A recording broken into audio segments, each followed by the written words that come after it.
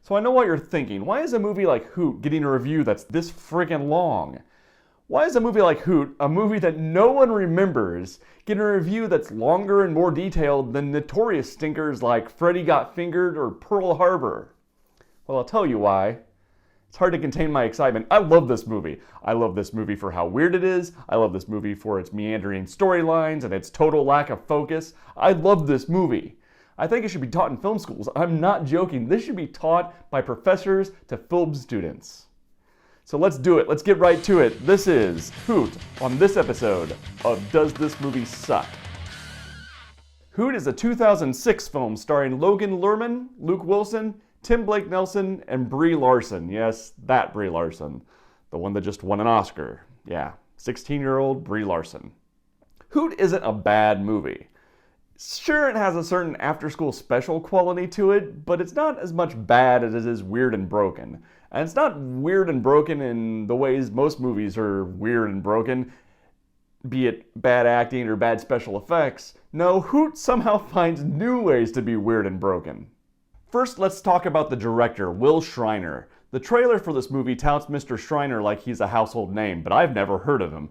His IMDb page reveals that he's directed episodes of Becker, Raising Dad, and Frasier. But if you look deeper, Mr. Schreiner is a bit of a Renaissance man. Actually, check this out. Okay, Google. Will Schreiner. According to Wikipedia, Will Schreiner is an American actor, comedian, director, and game show host. He's a game show host! Actually, if you go to his personal website, he's listed as an auctioneer. An auctioneer! I love this guy. He can do anything. You won't be surprised to hear that this is his first and only feature film. Having said that, here's Hoot. As you can tell by this weird composite shot, this movie's about owls, hence the title. I had another dream about the lions at the door. They weren't half as frightening as they were before, but... Oh yeah, I forgot to mention, this movie contains an overwhelming amount of Jimmy Buffett. If you're anything like me, you think that any amount of Jimmy Buffett is overwhelming. It's like nails on a chalkboard, and it's damn near constant throughout the entire film, so brace yourselves. It should come as no surprise then that Jimmy is named as a producer and his daughter is named as music supervisor. As you'll see, the songs are largely shoehorned into the film, most of the time awkwardly.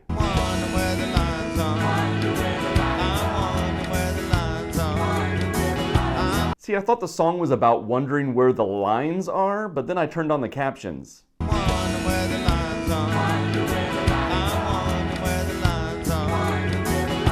Lions! Freaking lions! To understand the music choices in this film is to understand the mind of Jimmy Buffett. It's like playing Jimmy Buffett word association. Owls, animals. I have a song about lions. First, we're introduced to Roy. He's played by Logan Lerman. Roy's family has moved around a lot, and he's learned to love Montana just in time for his family to move again, this time to Florida. On his first day at his new school, Roy makes his first enemy. This is Dana, who apparently beats up on all the new kids. As Roy's being bullied, he sees a strange sight. It's a boy running as fast as a bus with no shoes on. Roy becomes strangely obsessed with this kid almost instantly. We're then introduced to Officer Delinko. He's played by Luke Wilson. He's sent to investigate a complaint at a construction site ran by Curly. He's played by Tim Blake Nelson. Don't you, want to know what a 443 is? No, I do not. Want you to deal with what we got going on over here. Okay. Side note, Tim Blake Nelson acts the ever-loving crap out of this movie. I can just imagine Mr. Schreiner next to the camera giving him directions, saying, "Louder, faster, give me more of that wacky accent." They yanked up all my survey stakes and filled them in, every last one of them. They must have snuck in late last night or early this morning. See, Curly is building a Mother Paula's pancake house, and someone keeps vandalizing the site. Well, sir, like I said, I'm going to do the best I can, okay? Fine. What's the deal with these holes? They're holes, all right? Well, those holes seem to be housing owls. Isn't he cute? With that scene over, we rejoin Roy at school. Although he seems lost at his new school, Roy eventually finds his first classroom. You must be Mr. Eberhardt from, let me guess. Oh yeah, I may have forgotten to mention that Jimmy Buffett's music is not the only thing he's shoehorned into this film. Roy takes his seat and meets his first new friend. This is Garrett. Hey, are there any other schools around here? Why, you sick of this one already? No, just... I saw this weird kid on the way to school today, and I don't see him around here, so I figured he must not go to Trace. I mentioned that Roy is strangely obsessed with the running kid, right? It's weird. You've already got a psycho bully on your hands. You know, maybe you want to slow down on the nut job collecting. Plus, you know, it's only day one. And that's the end of that scene. Strange thing about this movie for the first half hour or so doesn't know how to end scenes. Scene after scene keeps slamming to a halt. This scene could have easily stuck its landing with some dialogue about which class they're going to next. If Roy has noticed any good-looking girls, the characters could split ways, we could have a montage with Roy in class.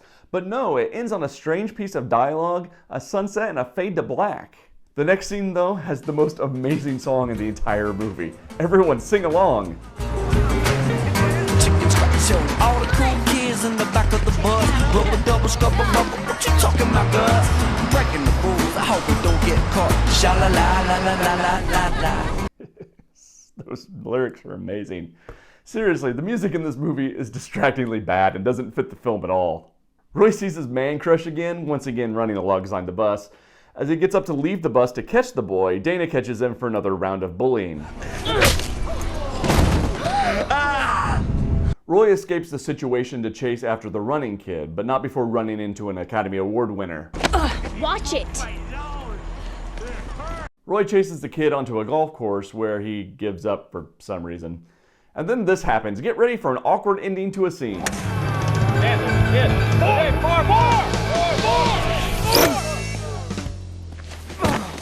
Oh, you hit him. What club do you use? 8-iron. What was that? I mean, really, Hoot? Not even the golfer's dialogue would be how humans would react. It's how robots would react. When he gets home, Roy's parents confront him about the run-in with Dana. I discussed this with your principal, and we decided you're going to write this kid a letter of apology. You gotta be kidding me. Who's gonna help him read it? Okay, that's a funny line. But given what you know about this movie up until this point, how do you think the scene ends? I'm going to give you a couple options. Here's option A. Dad says, don't encourage him. And then Dad tells Roy to get writing. Roy's parents back out of the room as Roy finds a sheet of paper and a pencil, starting his letter to Dana while looking out of the window at his new home state. Fade to black. Or is it option B? The parents stand there for a beat too long before the movie smash cuts to the next day at school. You gotta be kidding me. Who's gonna help him read it?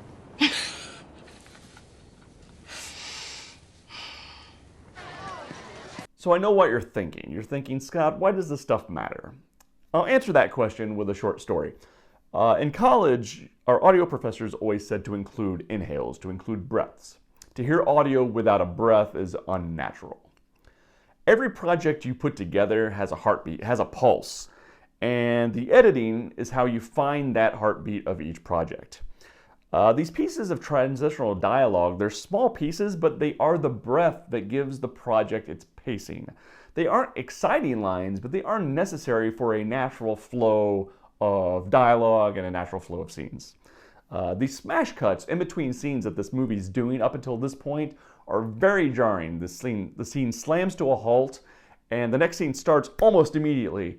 And there's no time to breathe, there's no time for naturalistic dialogue, which really makes movies work. It doesn't seem important, but when you're watching scene after scene that ends this way, it gets very jarring and very distracting. Next, Roy has another run-in with the girl from the bus. Her name is Beatrice, and yes, she's played by Academy Award winner Brie Larson. She warns Roy not to inquire further about the boy with no shoes. Meanwhile... They slashed my sidewalls. Yeah, I don't think these tires were slashed. I think they were just, de-inflated. De-inflated? Tim Blake Nelson is a great actor, and man, he's putting some effort into this movie. Yes, Why sir. don't y'all just put on some extra patrols out Now, here? look, I'll talk to my captain. Did they mess with anything else? There ain't nothing else out here to mess with. To that point, Curly seems to be the only person at this construction site. Even at the height of construction in this film, it's only Curly. This is the least construction-oriented construction site I've ever seen in a film. And because this movie has a joke it needs to deliver, Officer Delinko decides to check the porta potties for vandalism, which leads to this stupidity and another awkwardly ended scene.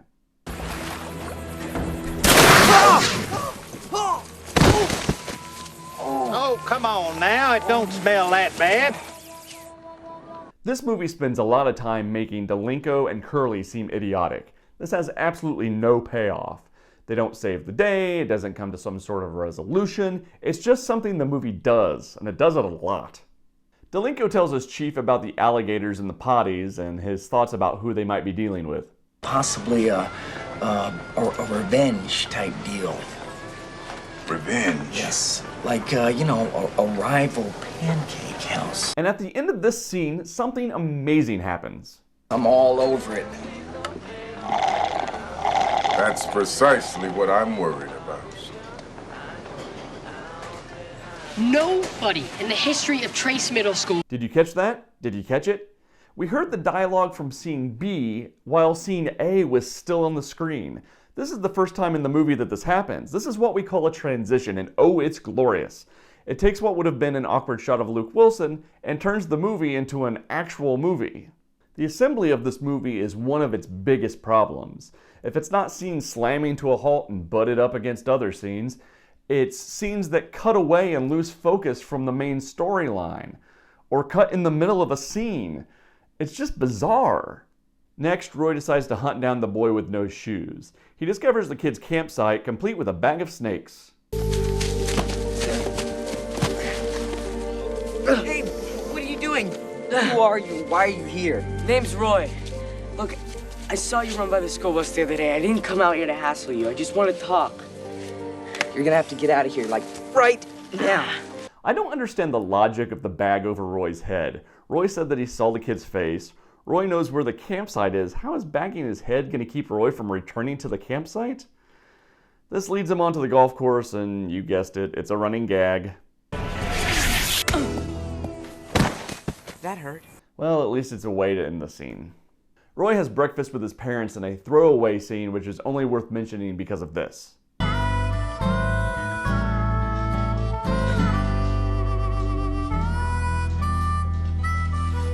No, not the transition, although bravo movie. No, rewind a bit. There it is, zoom in. Will demands Shriner. I think I finally understand what's happening here. Mr. Shriner's screwing around. This is what we're dealing with, folks. Mr. Comedian, MC, auctioneer, game show host here is more worried about stupid captions on newspaper photo credits than making sure that the movie has a flow through proper editing and storytelling. Did I mention this is his first and only feature film? Roy packs up some old shoes for the barefoot kid and heads out to find him again. He's obsessed. Anyway, on his way to deliver the shoes, Roy discovers the owls at the construction site. What do you and your punk friends got planned for tonight? What? Nothing. That's right! You better run! Run, you little bugger! Tim Blake Nelson, you were working your butt off in this movie. Meanwhile, at the campsite, we find out that Beatrice and the shoeless boy know each other. I can only cover for you for so long before you're gonna get caught. I know. And I've been trying to stay out of sight. You have? You've twice ran at full speed alongside a crowded school bus. Heck, you're even in the opening credits of the movie. This is not staying out of sight. Hello? Hello? When Roy arrives at the campsite, Beatrice distracts him by stealing his bike. There's a song here. There's a reason why most movies don't use songs with lyrics during dialogue scenes. But Hoot is not most movies. Play the audio disaster. What's in your backpack? What? Nothing. Oh, can I get off now? Sure. When you tell me what's in the box. Nothing. Come on, cowgirl, give it up. What's in the box? Shoes. Yeah, sure. You can't hear either clearly. What is going on? What the? Can I trust you? Of course. Beatrice reveals to Roy that the barefoot kid, whom she calls Mullet Fingers, yes, Mullet Fingers, explanations forthcoming, well, that kid is her stepbrother who went to military school and then went AWOL. She keeps him hidden, sort of, to keep him out of trouble. Next, we're magically whisked away to Mother Paula's corporate offices, where we meet Mr. Muckle. He's played by Clark Gregg. He's a regional manager at the company who's very excited to be opening the new Florida location.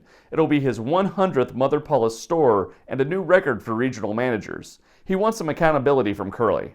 So then why are we behind schedule, over budget, and on the front page of the crime report? I know why they're behind schedule. No one works at the construction site, but how are they over budget? No one works at the construction site. What about them owls? I want you to go out and get what it takes to keep those vandals off my lot. Attack dogs, Rottweilers, Dobermans. I don't care. Just get that site cleared. Curly takes Muckle's suggestion to heart, hiring some attack dogs to keep the vandals off the lot. Oh boy, it's time for an old-fashioned act-off. Get acting, boys! It's best you get as far away as possible. All right. Just look a little tame to me. I ain't paying top dollar just for them to sit around slobbering and eating tenderloin. Sick of it. All right.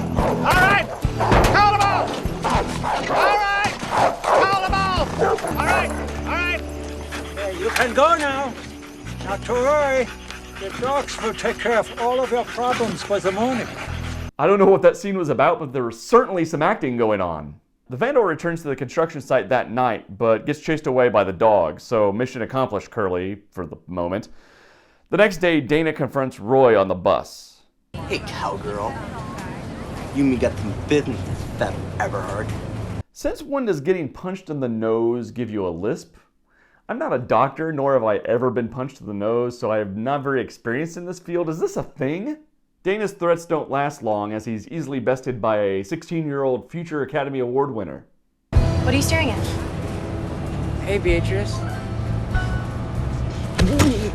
Back at the construction site, because this movie changes settings every 15 seconds as if it's being directed by a sitcom director or a game show host, or both, the dog owner is packing up his canines after a rough night. Oh boys, time for another act-off! Get acting, boys! Snakes. We ain't got no snakes around here. Well, you got them. You got them crawling all over the lot. What? You know what happens when dog gets bit by snake? What happens? Dog dies. But we ain't got no snakes. Tim Blake Nelson, everybody. Acting like that is how he got nominated for an MTV Movie Award. Turns out the Mullet Fingers is the vandal, and he returned to the campsite later in the evening with his bag o' snakes, spooking the dogs. The confrontation between the dog owner and Curly leads to the most amazing music cue of the entire movie. We go home, boys. Werewolves of London.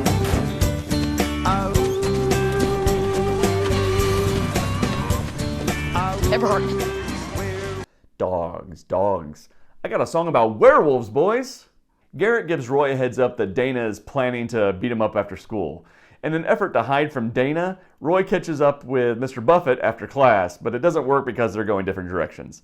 So Roy tries to run to the bus, but Dana snatches him anyway. Can we take a second to watch how amazing this grab is? This is a blind grab with the subject running away from him. I may be suspending a fair amount of disbelief here, but that's pretty good, Dana. That's pretty solid bullying. And because this movie doesn't know anything about story momentum, we cut away from Roy being bullied, and we're whisked away to a stupid scene with Muckle yelling at Curly about the snake incident. I don't care. And back to the bullying, where they can't even get the classic fingernails on the door shot right.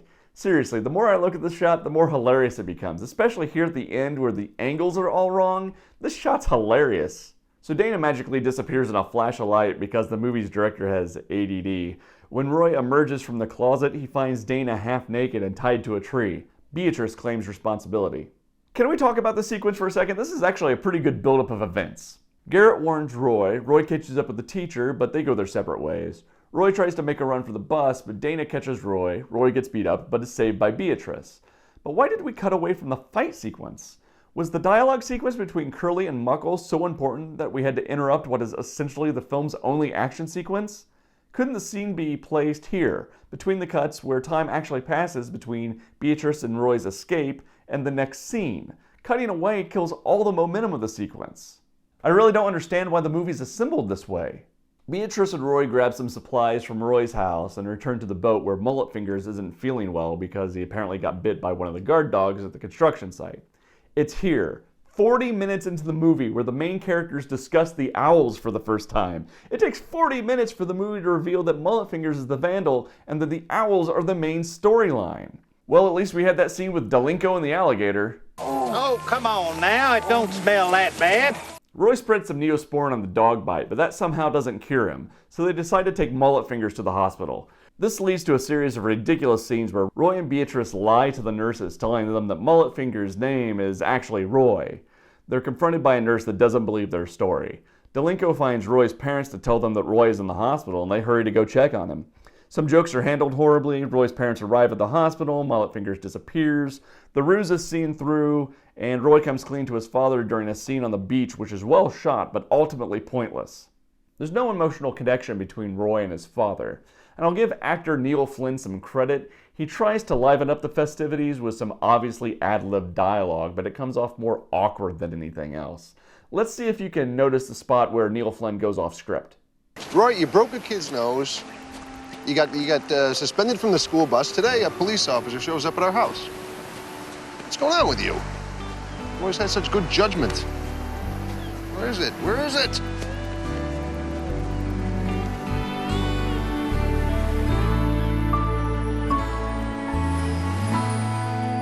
That scene ends so awkwardly. The shots are too long, it lingers. Oh man, I love this movie. Back to the boat with Roy for some friendly bonding with Mullet Fingers. Mullet Fingers tells Roy how frustrated he is with all the construction he sees in Florida. And they put up these giant hotels and only goober tourists are allowed. It really sucks. Same thing's happening everywhere. But they got mountains where you're from, right? Yeah, miles and miles of them. See, that's what we need here. You hear that? Mountains in Florida. Make it happen, Obama. And with that, it's time for a male bonding montage. Woohoo! Take a peek. What is it? It's a mullet. See, that's why my sister calls me Mullet Fingers. Oh, that's why they call him Mullet Fingers. I don't care. I come from where the rivers meet the sea. That's why I think I'm so wild and fancy free.